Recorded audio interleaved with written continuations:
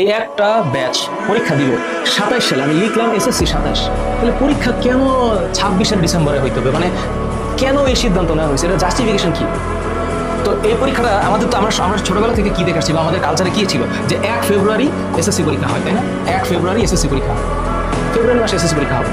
তো সময়ের বিবর্তনতে আমাদের পরিবর্তন করতেই হচ্ছে। তো যদি আমাদের ফেব্রুয়ারি মাসের পরীক্ষাটা ডিসেম্বর মাসে নিতে হয়, কেন এই নিতে হবে তার একটা জাস্টিফিকেশন থাকা উচিত।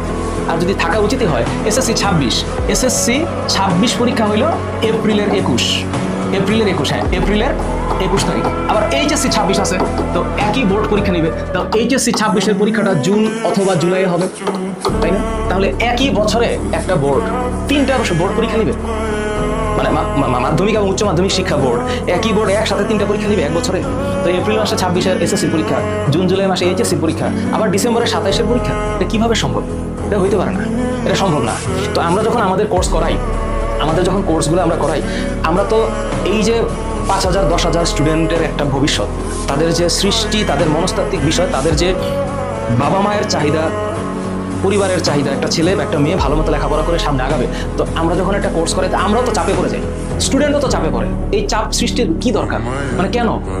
তো এসএসসি 26 তো শর্ট সিলেবাসে পরীক্ষা দিবে, 27 তো শর্ট সিলেবাসে পরীক্ষা দিবে না, 27 তো ফুল সিলেবাসে পরীক্ষা দিবে। তো ফুল সিলেবাসে পরীক্ষা দেওয়ার জন্য ওদের যে সময়টা দরকার, সেটা কখনোই 26-এর পরীক্ষার সাথে 27-এর পরীক্ষা, এসএসসি 27-এর পরীক্ষা এই বছরের ডিসেম্বর মাসে হওয়া উচিত না।